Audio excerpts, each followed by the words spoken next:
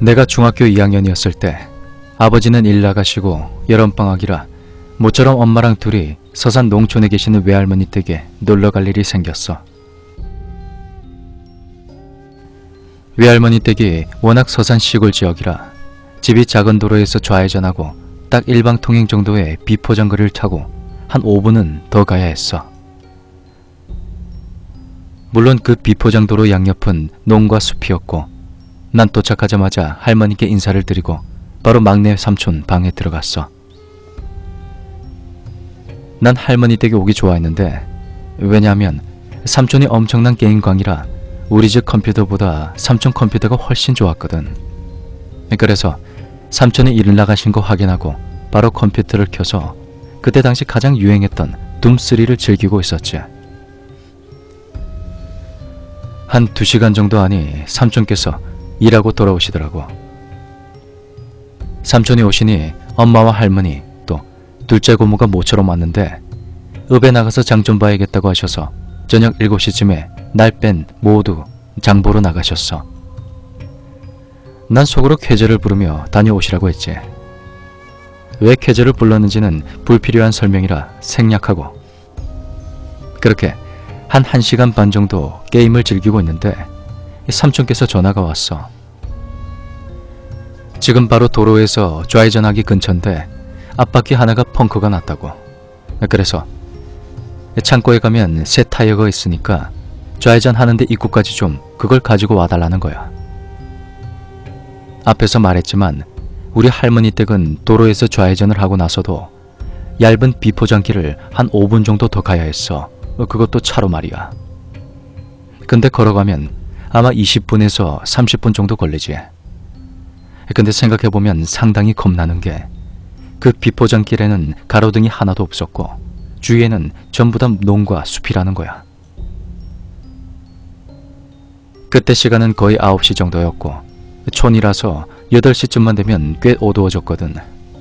그래서 솔직히 너무 겁이 났지만 내 평소 이미지가 겁 안 타는 아이였기에 할 수 없이 갖다 주기로 했어. 그렇게 타이어를 챙기고 집에서 나와 비포장길에 이르니까 저기 아주 멀리 삼촌이 헤드라이트를 내 쪽으로 비추는 게 보였어. 거리가 상당히 있기 때문에 2개의 큰 노란 점처럼 보였지. 아무튼 반대편에 삼촌과 가족이 있다는 생각 때문에 약간 마음은 놓였지만 그 밤거리는 꽤 어두웠기 때문에 공포감만큼은 사그라들진 않았어. 계속 걷다 보니까 그런 거 있잖아. 어둠에 익숙해지면 그 주위가 뚜렷하진 않지만 어떤 형상이 보일 때 그때 그게 칠흑 같은 어둠보다 훨씬 더 무섭다는 걸 느꼈어.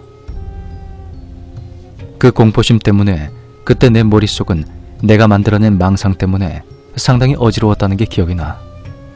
예를 들면 막 내가 걷고 있는데 옆을 흘낏 보니까 논에 웬 사람이 우두커니 서 있다던가 아니면 숲 쪽을 봤더니 어떤 사람이 숲풀 가운데에 턱을 괴고 쪼그려 앉아 날 쳐다보고 있다는지 막 이런 잡생각 때문에 식은땀 닦으며 후들거린 다리를 애써 참으며 걸어갔지.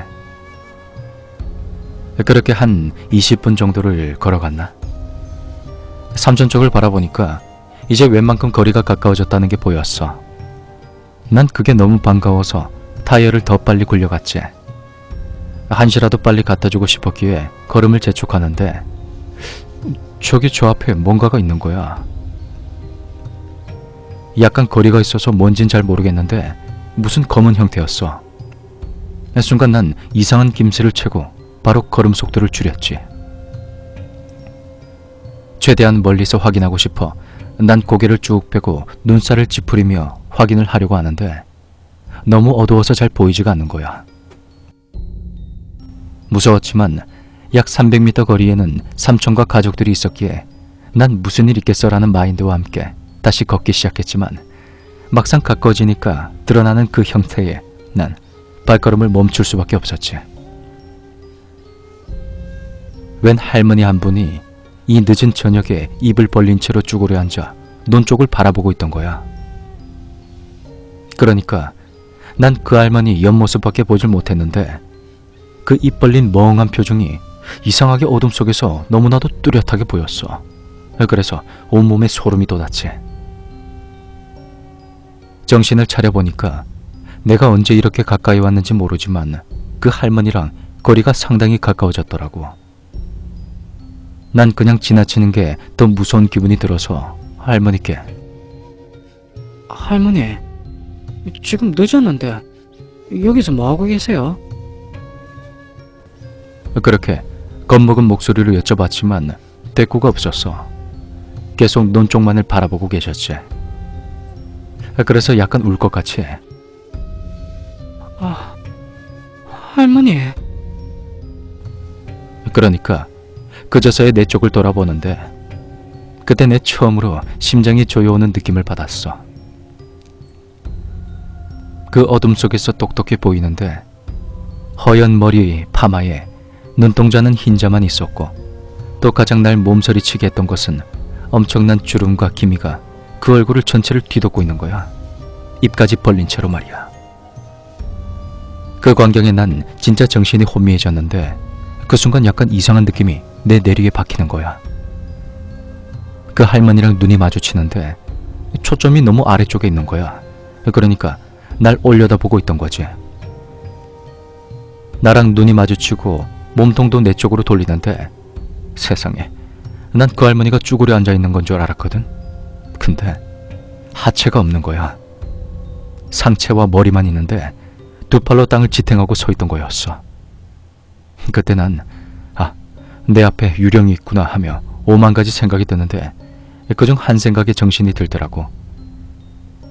만약 내가 여기에 이렇게 얼어붙어 있으면은 그 할머니가 두 팔로 날 향해 막 뛰어올 것 같은 그런 느낌이 드는 거야. 그래서 그 순간 눈 질끈 감고 굴리던 타이어 안고서 전력 질주를 했지. 그렇게 얼마나 뛰었을까. 정신이 약간 느슨해지는데 눈을 떠보니 다음날 아침 할머니 집 안방이더라고. 내가 엄마한테 물어보니까 다 차 안에서 그렇게 기다리는데 저기 멀리서 내가 타이어를 안고 고개를 숙인 채로 미친 듯이 뛰어가다가 갑자기 앞으로 픽 꼬꾸라지더래. 그래서 깜짝 놀라서 다 나왔다는 거야. 내가 이 말을 듣고 엄마하고 딴 가족들한테 내가 겪은 일을 말해주니까 할머니가 이게 여름에 더위를 먹었다고 해서 그날 저녁 삼계탕을 해주시더라고. 삼촌은 이제 공포게임 좀 그만하라면서 둠쓰리도 못하게 했고 결국 할머니 댁 있는 동안 스타워즈 레이시 게임만 하다 왔어. 그리고 난 아직도 그날 내가 본 게 귀신이 아니라 내 허약해진 정신 때문에 헛것을 본 것이라 믿어.